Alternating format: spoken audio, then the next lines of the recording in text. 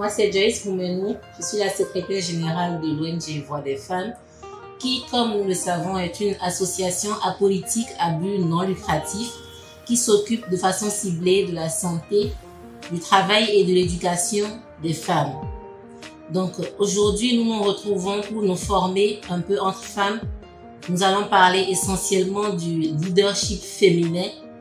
Nous allons le jeter comme une phrase provocatrice en disant que la femme, elle est capable de tout. Donc nous recevons Madame Marinette Aklobo qui va nous parler de 5 clés pour réussir son développement professionnel en tant que femme. Bonjour à tous, bonjour à toutes. Je suis Marinette Aklobo.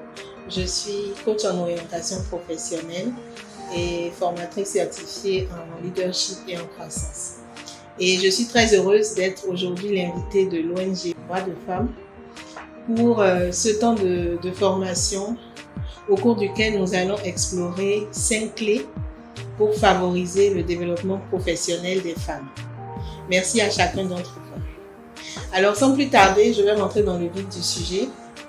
Aujourd'hui, nous avons tous conscience que la femme est un être à grand potentiel, mais qui a tendance parfois à soit se limiter ou se minimiser, qui l'empêche de vraiment s'épanouir professionnellement et d'avoir cette carrière-là qu'elle souhaite avoir.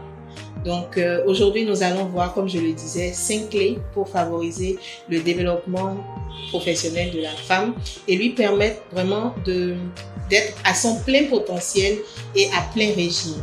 Et donc la première des clés que je voudrais aujourd'hui nous donner pour favoriser le développement professionnel de la femme, c'est d'abord de se connaître.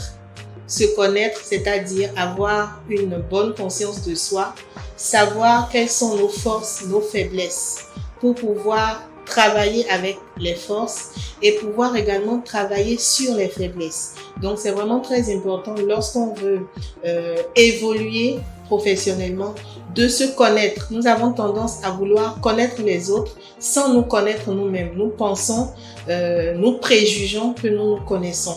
Alors que lorsqu'on va en profondeur dans cette question-là, on découvre beaucoup de zones inconnues. Donc, il est important que chaque femme cherche à se connaître. Quels sont mes défauts? Quelles sont mes qualités?